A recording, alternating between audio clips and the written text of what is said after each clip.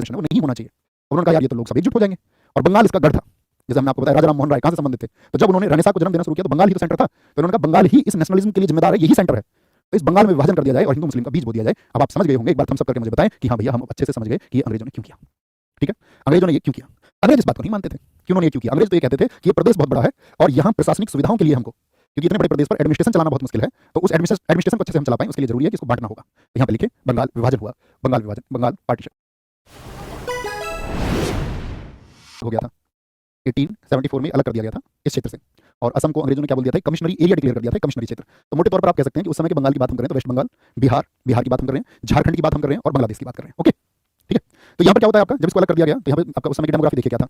जो पूर्वी बंगाल था, पूर्वी बंगाल, इसमें इस समय पर जो लोग थे उनकी संख्या थी, पॉपुलेशन, जनसंख्या का क्या स्तर था, तो यहाँ जनसंख्या थी 3 करोड़ और 10 लाख, 3 करोड़ 10 लाख। यानी मैं अगर बात कहूँ तो पूरे बंगाल की जो पॉपुलेशन थी वो 8 करोड़ थी। कितनी थी? 8 करोड़ जनसंख्या थी बंगाल की। और इस जनसंख्या को इन्होंने कैसे बांटा पूर्वी बंगाल में 3 करोड़ 10 लाख में लोगों को, तो यहाँ पर कितने आपका मुस्लिम और हिंदू। तो जो मुस्लिम जनसंख्या थी यहाँ पर विभाजन कुछ इस तरह से किया गया कि आपका 1.80 करोड़, और जो हिंदू इसमें रखे, हिंदू वो रखे 1.30 करोड़। तो कितने का अंतर आ गया हिंदू और मुसलमान पॉपुलेशन में, बताइए जरा। यानी 1 करोड़ 80 लाख तो मुस्लिम, और हिंदू रखे इसमें 1 करोड़ 30 लाख। और जो पश्चिम बंगाल की जनसंख्या थी, यहाँ की अगर डेमोग्राफी की अगर हम बात करते हैं, यहाँ की जनसंख्या थी लगभग 5 करोड़ 30 लाख के आसपास, 5 करोड़ 30 लाख, या लगभग में है ना, 5 करोड़ 30 लाख। तो इसमें कैसे किया इन्होंने, इसमें इन्होंने बांटा, जो हिंदू पॉपुलेशन को ज़्यादा रखा और मुस्लिम पॉपुलेशन इसमें कम रखी। तो हिंदू पॉपुलेशन इसमें इन्होंने रखी 4 करोड़ और 40 लाख, ठीक है, 4 करोड़ 40 लाख। और फिर कितना बचता है आपका 90 लाख, 90 लाख इसमें रखे इन्होंने मुस्लिम। बताओ जी, भाई बंगाल उस समय प्रोस्पेरस था, काफी समृद्ध था, व्यापार बहुत थे, इसलिए बंगाल को अंग्रेज कब्जे में करना चाहते थे। और अगर हम बात करें 1905 में आपका जो लगभग जनसंख्या थी, तो वो आप ऐसे समझिए कि बंगाल में मतलब 8 करोड़ के लगभग में थी बंगाल की। तो यहाँ पर ये बात होगी आपका। अब इसके लिए जिम्मेदारी दी गई, क्षेत्र कौन कौन से आए, एरिया देखिए इसमें जो क्षेत्र आए थे पूर्वी बंगाल में कौन कौन से क्षेत्र थे। तो आज वाला जो असम, जो ढाका वाला क्षेत्र है, चटगांव वाला जो क्षेत्र है, चटगांव, ये सब इस हिस्से में आ गए, ये मुस्लिम बाहुल्य क्षेत्र थे। और इस क्षेत्र की राजधानी बना दी गई ढाका। कैपिटल क्या बनाई गई इसकी, कैपिटल थी ढाका। और यहाँ पर नियुक्ति दी गई लेफ्टिनेंट गवर्नर, उसका नाम था, इसका स्टेटमेंट मैंने आपको भी बताया था, ब्लूमफील्ड फुलर। और बाकी के क्षेत्र जैसे बिहार वगैरह, बिहार हो गया, झारखंड हो गया, तो कौन कौन से एरिया है इसमें क्षेत्र आया आपका, बिहार आ गया। बिहार ये हिंदू बाहुल्य क्षेत्र थे, आपको बताइए, बिहार, बंगाल, उड़ीसा वाले क्षेत्र भी इसी में था सारा, उड़ीसा। और इसकी जो राजधानी बना दी गई वो बना दी गई कोलकाता, राजधानी बना दी गई कोलकाता। अंतर साफ है, हो जाती है हिंदू कहीं पे ज्यादा, मुसलमान कहीं पे ज्यादा। लेकिन दिक्कत इस बात से है कि जब बीज बोया जाए लोगों के अंदर, एंड्रयू फ्रेजर, तो जो जिनकी संख्या ज्यादा है, जो बहुसंख्यक है, और उनके अंदर एक आपका इंजेक्ट भी की जाए गलत चीजें, तो बहुसंख्यक के निशाने पर अल्पसंख्यक आ जाते हैं, आएंगे नहीं आएंगे। हाँ, अगर वह इंजेक्ट नहीं है मतलब किसी प्रकार की गलत आपका विचारधारा से प्रेरित नहीं है, तो वह आपका संरक्षण भी करते हैं, निम्न समुदायों का संरक्षण भी होता है। भारत में आप देखिए, अगर आप आज भारत को देखें तो क्या यहाँ पर जो हमारे यहाँ पर लोग संख्या में कम है, क्या उनका मतलब ऐसे किसी इंसिडेंट को मत गिनाने लगना मुझको। अब ये ना कहना कि जी यहाँ पर ये घटना हो गई, यहाँ पर ये होगी। सभी धर्म के लोग आपको उस तरह की घटनाओं में लिप्त मिलेंगे, कोई धर्म अछूता नहीं है उस बात से, कोई धर्म नहीं, ठीक है। और कोई भी घटना, बस ये है कि आप कौन सा चश्मा पहन के उसको देखना चाहते हैं। आप ये कहेंगे नहीं जी आपका मुस्लिमों ने हिंदुओं की हत्या कर दी, तो आपको फिर ये सर्च करेंगे तो आप हिंदुओं ने मुसलमानों की हत्या कर दी। तो जी आप देश में घटनाएं सुनते रहते होंगे, सुनते कि नहीं सुनते। और ये विचार था आपका बंगाल विभाजन का, बैडर बर्न, ठीक है। इस समय पर आपका जो राज्य सचिव था, हमारा आपसे प्रश्न रहेगा कि राज्य सचिव का पद किस एक्ट से बनाया गया था, स्टेट सेक्रेटरी। इस समय पर स्टेट सेक्रेटरी कौन था, स्टेट सेक्रेटरी था इस समय पर रिजले ने भी बहुत बार स्टेटमेंट दिया इसके बारे में, हम आपको एक क्वेश्चन के द्वारा दिखाएंगे उसको, ओके। और इस समय पर वाइसराय कौन था बंगाल विभाजन को, कौन बताएगा। मुर्शिदाबाद से क्यों पलायन करना पड़ा हिंदुओं को, बोलो सर। बोलेंगे आपका धीरे धीरे आप सुनते तो जाइए, एक ही दिन में सब कुछ नहीं जान सकते हैं आप, है ना। ऐसे मतलब आपने चश्मा लगा लिया फिर से, हम ये कह ही नहीं, मैंने और बहुत सारी किताबें अगर मैं आपसे कहूँ तो जब आप पढ़ोगे तो आप ये बात जानोगे दोस्त कि जब बहुसंख्यक है, मैंने क्या कहा, बहुसंख्यक, और ये अल्पसंख्यक माइनॉरिटी, जो संख्या में कम हो, जो संख्या में ज्यादा हो, ये लोग इनको संरक्षित भी कर सकते हैं, इनकी सुरक्षा भी कर सकते हैं, और ये चाहे तो इनको विस्थापित करने की बात भी कर सकते हैं। ये ट्रिगर किसके द्वारा है, इस बात पर डिपेंड करता है। और जनरली दुनिया में क्या थोपा गया है, शताब्दियों से क्या थोपा गया है, मैंने वही तो आपसे बात की यहाँ पर, आपने शायद मेरे बिंदुओं पर ध्यान नहीं दिया। एक की संस्कृति दूसरे के ऊपर खतरा है, तो बांग्लादेश में यही थॉट प्रोसेस डेवलप किया गया। अब जब एक बड़े वर्ग के अंदर ये बात आ गई कि नहीं हिंदू हमारे लिए खतरा है, तो वो हिंदुओं पर टूट पड़े। जितने अत्याचार हिंदुओं पर हो सकते थे बांग्लादेश में उतने हुए। कारण क्या है, कारण है यही तो मैंने आपको बताया कि ये दीज आर द रीजंस। लेकिन वो लोग अगर ये सोचते कि नहीं हमको इनको संरक्षण भी देना है, उस तरह की चीजें नहीं पैदा होती। लेकिन उसने नहीं सोचा, कारण पे तो हम बात कर चुके हैं, बताओ फटाफट से ना, तो सुनना पड़ेगा उस कक्षा को, देखिए जाकर के।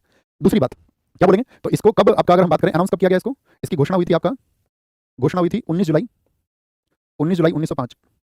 इस दिन क्या हुआ, ये जनता के सामने प्रस्तुत हुआ पब्लिक कि भाई इस तरह से हम विभाजन करने वाले हैं। और 20 जुलाई 1905 को क्या हुआ, इस दिन अखबारों में इसको प्रकाशित कर दिया गया, पब्लिश्ड इन न्यूज़पेपर्स, अखबारों में प्रकाशित कर दिया गया, अखबारों में प्रकाशित कर दिया गया। एक डेट और पूछी जाती है इसमें, अगर कभी आपसे पूछे कि बंगाल विभाजन भारत में हो, इसके लिए आप कहेंगे कि भैया मैं कहता पुलिस आयोग उन्होंने बनाया, ऐसा वो सोच रहे थे, क्योंकि 1903 में ही ब्रिटिश संसद में प्रस्ताव रखा जा चुका था। बंगाल विभाजन का जो प्रस्ताव था, याद रख लेना इसको, कहीं किनारे पे लिखना, बंगाल विभाजन का प्रस्ताव वो आपका जुलाई 1903 में ही, शायद 3 जुलाई उसकी डेट है, जुलाई 1903 में वो ब्रिटिश संसद में रख दिया गया था। और वहां से जब उसको अनुमति मिली, फिर उसको भारत में आकर के अनाउंस किया गया। ब्रिटिश संसद में उसको यहाँ पर प्रस्ताव कर दिया गया था। तो फिर इस जनता में विद्रोह होना शुरू हुआ, जनता में विद्रोह होना शुरू हुआ कि भई ये तो हिंदू मुसलमानों को बांटने की बात है। तो 7 अगस्त 1905 को क्या बोलेंगे, स्वदेशी आंदोलन की शुरुआत हुई। स्वदेशी आंदोलन, स्टार्टिंग ऑफ स्वदेशी मूवमेंट, या इसको स्वदेशी आंदोलन बोले या बहिष्कार आंदोलन। पहले तो स्वदेशी ही था ये, ठीक है, या इसके बहिष्कार भी लिख सकते हैं, बाइकआउट भी लिख सकते हैं, कोई दिक्कत नहीं है। या बहिष्कार विभाजन लागू हो गया, बंगाल विभाजन लागू, implementation of Bengal partition, implementation of Bengal partition. अब 16 अक्टूबर को जो देश से प्रेम करने वाले लोग थे तो उनको बड़ा दुख हुआ इस बात से, बड़ा दुख हुआ इस बात से। तो 16 अक्टूबर को हमारे देश में आपका लोगों ने एक दूसरे को प्रॉमिस किया कि बेशक ये अंग्रेज कितनी ही प्लानिंग्स कर लें, लेकिन हम साथ खड़े रहेंगे, हमारे लिए देश प्रमुख होगा और राष्ट्र के किसी भी मुद्दे पर हम एकजुट रहेंगे, एकजुट रहेंगे।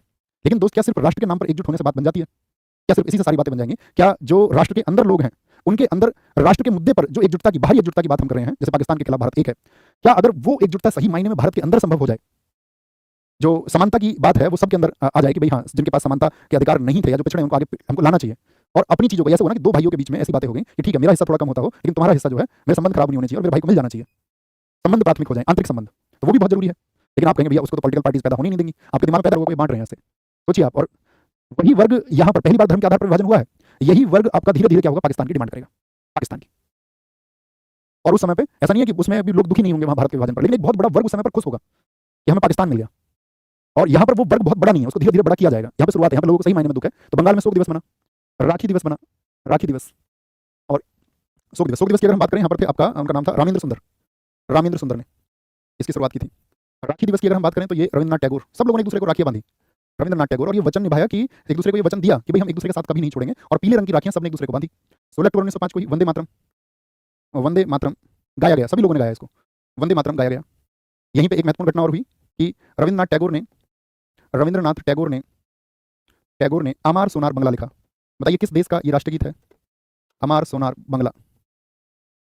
तो ये बांग्लादेश के लिए नहीं, ये लिखा था आपका जो पश्चिम बंगाल था उसका, ठीक है, याद रखेंगे। क्या बोलेंगे, Amar Sonar Bangla is sung by Rabindranath Tagore. और साउथ में भी यहाँ पर लिखना एक व्यक्ति थे आपका, सुब्रमण्यम स्वामी, जो तमिलनाडु के थे, सुब्रमण्यम स्वामी ने स्वदेश गीतम लिखा, स्वदेश गीतम, इसी विभाजन के स्वदेश गीतम लिखा। इसलिए लिख रहे हैं इसको, ये लिख लेना, Swadesh Geetam is written by Subramanyam Swami in opposition of Bengal partition, जो कि 16 अक्टूबर 1905 को लागू हुआ, ठीक है। लेकिन आज मुझे बताइए कि आज देश में ये स्थिति है, भारत के लोग क्रांति करेंगे, नरेंद्र वालों से नहीं हुआ।